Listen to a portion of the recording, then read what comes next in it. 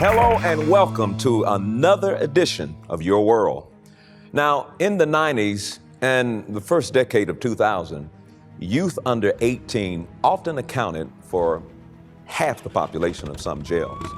Though youth incarceration rates have declined since then, there are still thousands of youth younger than 18 incarcerated in U.S. jails meant to imprison adults. Now, this country's laws and criminal justice system, which so often treats our children like adults, are endangering their lives and throwing away their future. Today, you're going to meet a man who is saving lives and futures by creating young male development and mentoring programs that offer alternatives to incarceration and programs designed to help kids from ever falling into the system in the first place. So if you're a parent, relative, or a mentor of a youngster or a teen who may have already gotten into trouble, or who may just be a step away from having their future disputed, then you'll want to watch this program very closely. I'm Creflo, and this is Your World.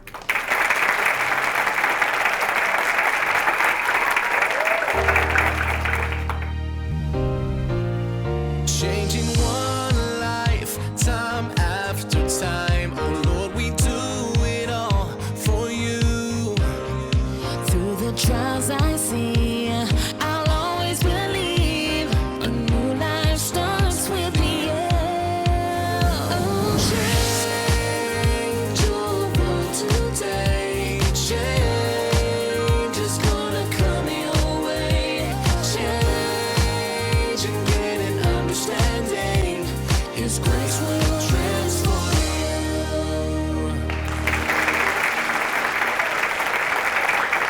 My guest today has dedicated his life and work to improving the lives of our Black youth through educational, mentoring, and character-building programs. In Atlanta, in 2009, he founded the Next Level Boys Academy, an organization that offers leadership and incarceration diversion programs focused on keeping our youth off the street and out of jail and prison. He says many of the youth the Academy serves are involved in street violence and crimes because their perception of this type of street life and culture is that it is cool. Now, I think we can all agree it's time to debunk that perception. So please help me welcome Gary Davis to Your World.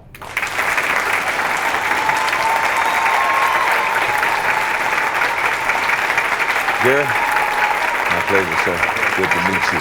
God bless you. Good to see you there. Well, it is an honor to be able to get to meet you. And I want to congratulate you on what you've done and what you're doing. You're making a mark that cannot be erased. And my desire is that today's show will not only expose what you've been doing, but will help to get others on board so that we can see the vision that God has given you come to pass. So this is a treat for me today. I'm very interested in what you're doing, very interested in the lives that you're impacting. And again, congratulations, man. It's an awesome thing that you're doing. Awesome. One of the first areas I want to deal with, Gary, I don't know if people really get the seriousness of this issue.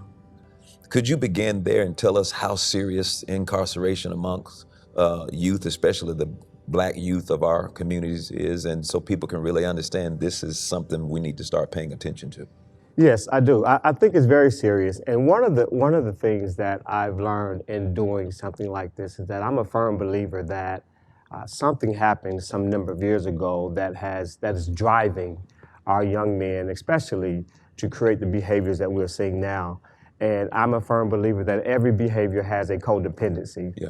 And the challenge that we're having, Dr. Dollar, is that we haven't had an opportunity to deal with the codependencies because there's so many of them. But in my experience and work with young men, one of the main things is a lack of fathers in the home, drugs, sex, alcohol, and their lack of interest in education. So until we're able to deal with those issues, then we may begin to see these numbers increase to what we're seeing now. So if you have to pick out the at-risk group in the youth area? What would be that at-risk group? I think a majority of young men are at risk anyway. So the at-risk group to me is that young man that when he begins to lose interest in education, and then you look at their background as to what is the driving force, because oftentimes a lot of these young men are in single parent households. And I'm learning that these mothers don't have a mediator in the home, which is one of the roles that I play when I come in, which it makes it seem as though I'm this great mentor, but I'm really a mediator because now they have someone that they can bounce a lot of these issues off. So that at-risk youth young man is the one that you begin to see that have the lack of interest in school, that dropout, the ones who are making excuses as to why they don't want to go to school. An interesting observation that I had a number of years ago is that I always observe a young man's life when he was in the 5th grade. Because when a young man gets in the 5th grade, he begins to realize what his life is beginning to look like. So when he look around and all these things he's heard about the dad who's no longer there, it's beginning to make sense. And when those things beginning to make sense, young men, unlike a lot of adult people like you and I, we have our challenges. We can go on a nice vacation, or we can go read a book, or we can go shopping, where they can't have that. They don't have that privilege. They don't have that opportunity. So what they do is they begin to act it out. And that's what I've been seeing over the years. You know, when you look at 4 basic human needs, one of those is security. How often do you find a kid who believes the only way I'm going to ever have anything is I'm going to have to resort to a negative path in order to get something? Because that's got to be, I'm listening to what you're saying, and I can't even begin to imagine the approach. And do you face kids who are dealing with the fear of security? Am I going to have a home when I get from school? Am I going to have something to eat? How often do you see that? Well, very often, to answer your question. And I think that with the way that I engage to answer your question is one thing that I do that the average mentor does not do, is that I spend every day with young men. Wow. So they begin to trust me because that person that I am, they've only heard about him in a movie, or they read about him in a book. So to see that I actually exist, it brings a lot of security in them. And so we begin to build a trust. And just spending a lot of time with them, getting to know them, they getting to know a lot about me. And then once we get the parents on board, then that makes a lot of sense. But for those parents who don't want to get on board, I just think the most difficult part, the most challenging part is just being there, being consistent, showing them that they love them, because mentoring is really showing the way. Mentoring is not stopping by with a nice speech to say hello and go about your way. That is not mentoring to me. And in the 9 years I ran this organization, 8 or 9 years I ran this organization, I've mentored well over 1,000 young men. And I've been very, very successful with that. I really get what you're saying, because someone has to model manhood. Someone's got to model how we operate in a society that we live in. Tell me about your program, the Next Level Academy. How did that come about? Next Level Boys Academy is an organization that I think started the day that I was born, and it manifested in 2009. Yeah. It actually started out just a simple summer camp program. In January the 20th, 2009, I decided to do something that I never thought I would do, is I took a leap of faith.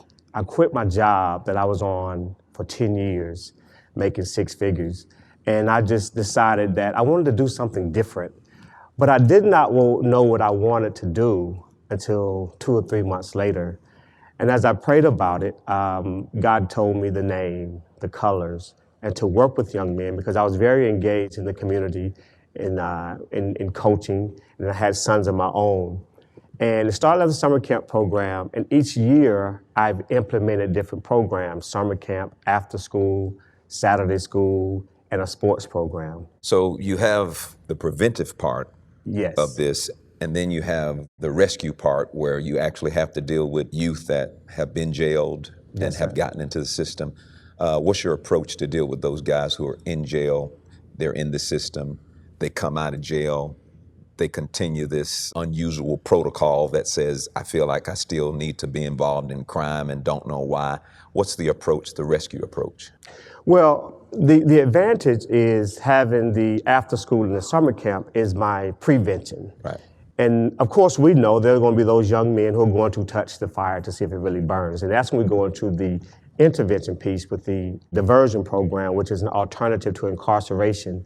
How that program happens is, say a young man is facing 20 years in prison for armed robbery.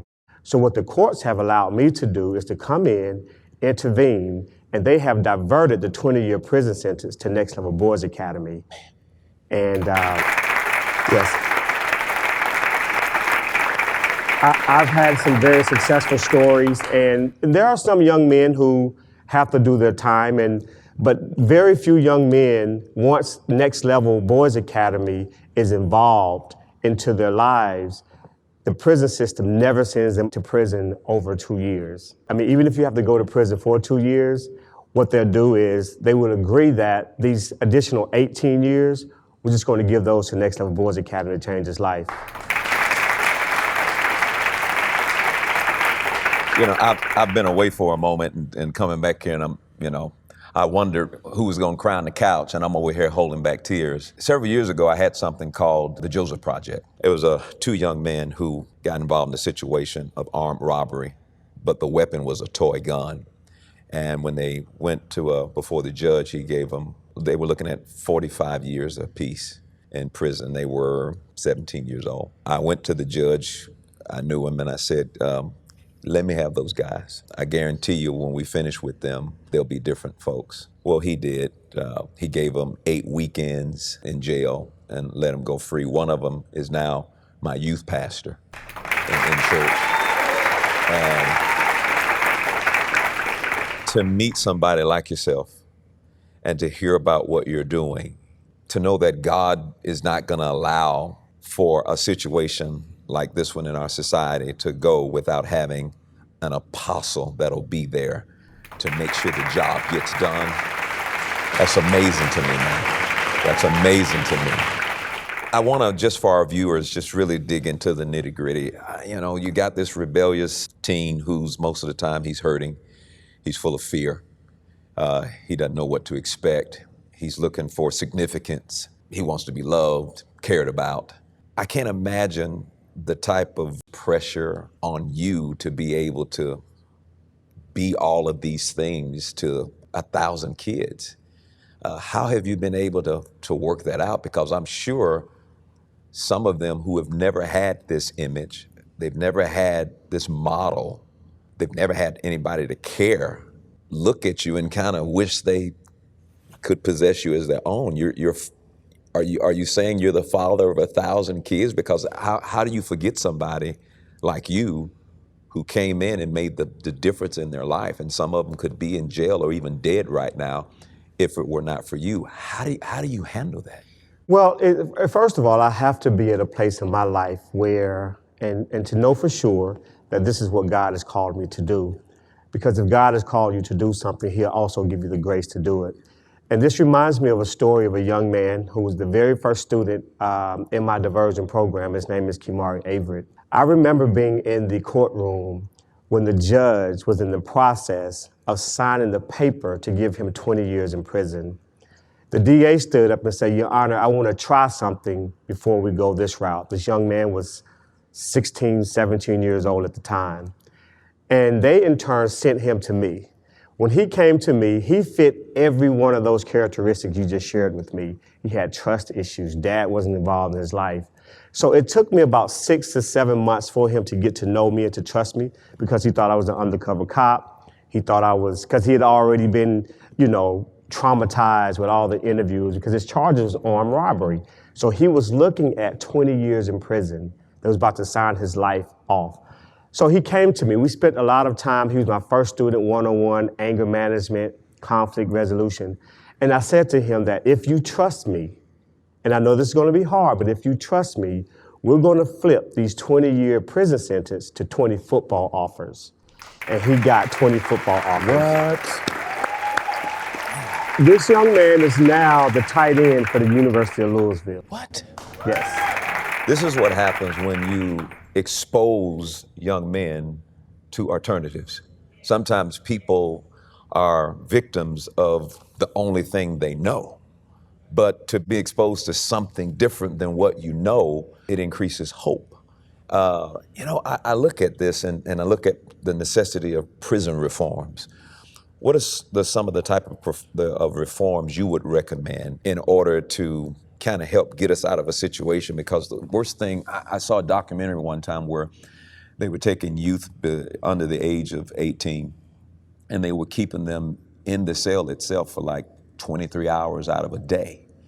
And I mean, you're creating something that was not there when they first came to prison. What type of reforms would you recommend that we begin to take to our lawmakers to say we really need to see reforms in these areas? Well, you have a large number of young men that are going to prison that's under the age of 20. And that says one thing to me, that they never got an opportunity to get started on life. So that means you have a good kid who made a bad decision. So one of the reforms that I would look at, there has to be institutions or programs or housing that we can divert these young men from. For example, we can create a living quarters where we can teach the life skills, how to cook, job readiness, and we can divert them from prison to that type of program. And what happens with that is, so what happens with that is you're creating another valuable citizen.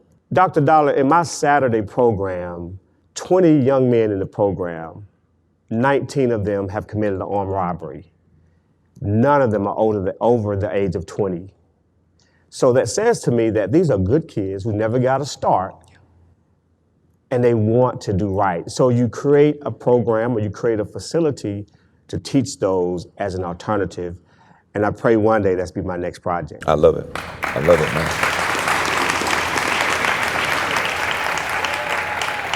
man. There was a point where I was just filled with a lot of anger and frustration because I felt like, it just wasn't enough. That what I was doing wasn't enough. What we were doing as a church wasn't enough. And I guess there's always going to be, more to do. What do you say to yourself to help you to keep going on and just handle what you're handling? Again, it goes back to the grace. Because I have my own challenges as well. I am human, I am not a robot. But what I've found is my job gives me the grace to do what I do. Yeah. And until you really find the purpose, until you really identify why you're here, then you're just going to be existing. 100% of them come in with anger issues. So I have to, just like I do when I get mad, I have to find a way to channel that. So if you're angry all the time because you have nothing else to think about, you have nothing else to do. Well, first of all, if you had a job, you wouldn't have time to be mad because you got to make some money. And you have to teach them ways to channel that, because we all have some form of anger in us. But with these young men, it's amazing that the small things that I say to them, and they're 19, 20 years old, they've never heard it in their life. But the most powerful thing is just to tell a young man, I genuinely love you, man. And that's necessary, isn't it? Absolutely. That's necessary. Absolutely. Yeah. Absolutely. I don't think a lot of people realize how important it is to feel significant, to feel that you're loved, to feel that you are appreciated, to feel that somebody cares. And I think this is what you're bringing to the table here.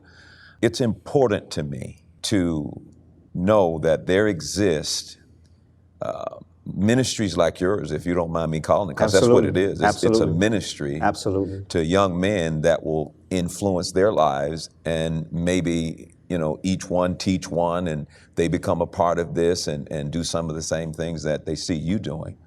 But to be able to have that example, the Lord said something to me. My wife, she was in the record business, and she had a label, and she was getting ready to work with some folks that I knew and didn't really care for her working with those folks. And I got really angry. And she said, hold up a minute. She says, now, first of all, why are you getting angry?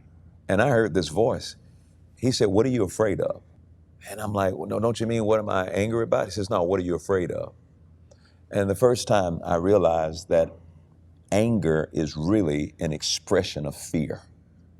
And so I would never, from that point on, ask myself, or when I dealt with other people's anger, what are you angry about?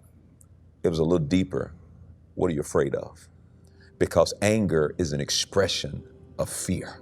It's an expression of what you're afraid of. And maybe some of you, you're dealing with anger issues. Maybe there's an 18, 19-year-old, 20-year-old watching this broadcast today, and you're angry. And you could give a list of all the reasons why you're angry. But I want you to take it a little step deeper. What am I afraid of? Are you afraid of failing? Are you afraid that you'll never have this? Are you afraid of never reaching your destiny in life? Are you afraid of not being able to love, or maybe not knowing how to love? Well, when we come back, I want you to pay very close attention to the next part of this show. We're going to have someone on the show that's going to literally take us through that process. And I believe you're going to be forever blessed because of what you're about to see. I'm grateful for men like Gary that will take hold of the assignment that God has given them to impact lives and to change lives. I don't want to see our black men in jail, for 20 and 30 and 40 years. And if there are alternatives, and if there's another way, I want us to pay attention to those alternatives. I want us to pay attention to that other way, that other option. I believe we can do better than just putting them in a cage and then patting ourselves on the back because we say we got the criminals off the street.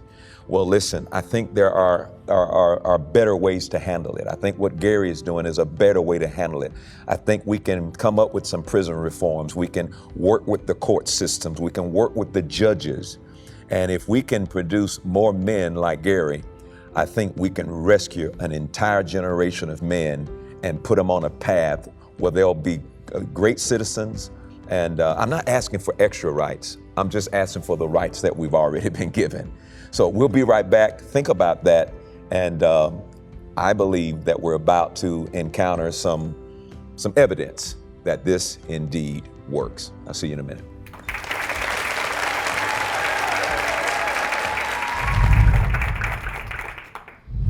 On today's program, Creflo Dollar took an insightful look at the problem of youth incarceration, its causes and consequences, and how some organizations, like Next Level Boys Academy and advocates like Gary Davis, are working to find alternatives to prison and jail sentences for youth offenders. Creflo Dollar's personal mission is to be part of the solution to this problem. These young men are our future, and to ensure our future is in good hands, Creflo and his ministry are committed to transforming communities and strengthening families through various local, national, and international outreach programs. Today, you can be a part of that change. Today, you can take a step forward by making a difference in the lives of the boys and young men around you who are in crisis.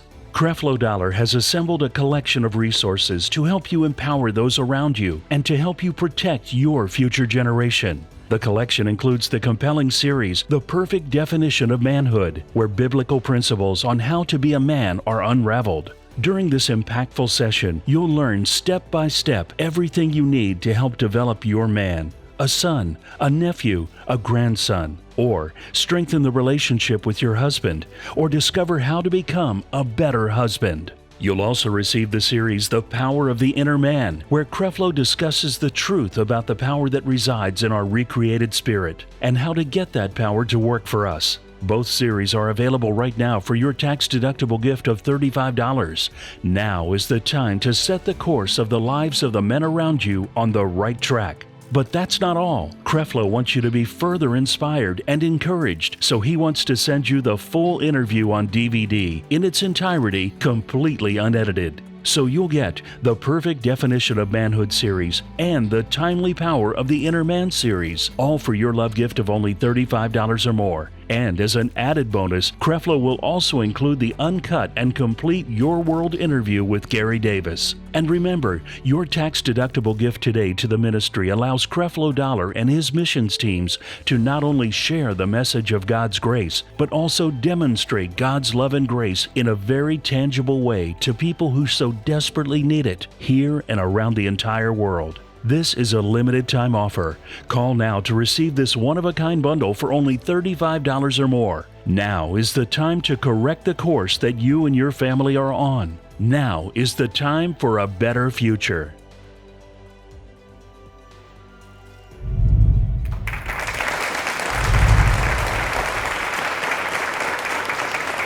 If there's something going on in your world today and you need help, or if you know someone who needs help, please reach out and connect with us online for more information about what can be done to move your life from struggle to victory.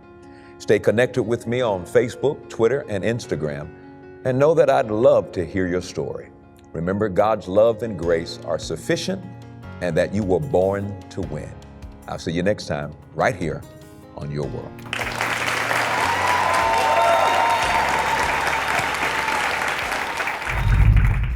Next week on Your World.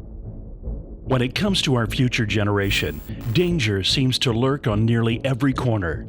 Youth violence is increasing, and it is rotting the cores of our communities. Drugs and gang associations are sweeping the streets like a storm, and our young teenagers are facing a culture attempting to define who they are and who they should be. Tell us about what happened and how you got put in prison. I got locked up for armed robbery. I walked to the gas station. An older female was in front of me.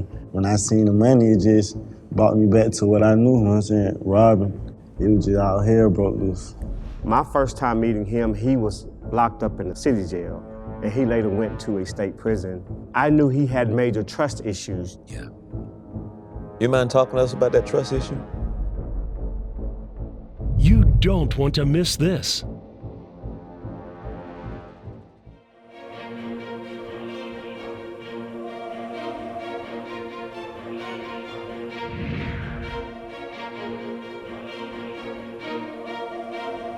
Come on, shout it to the Lord with a voice of triumph.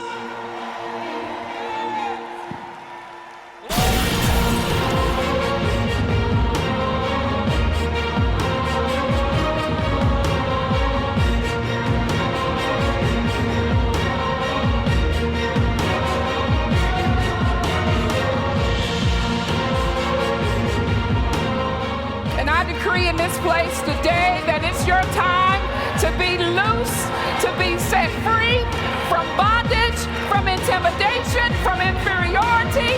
I declare you be loosed in Jesus' name.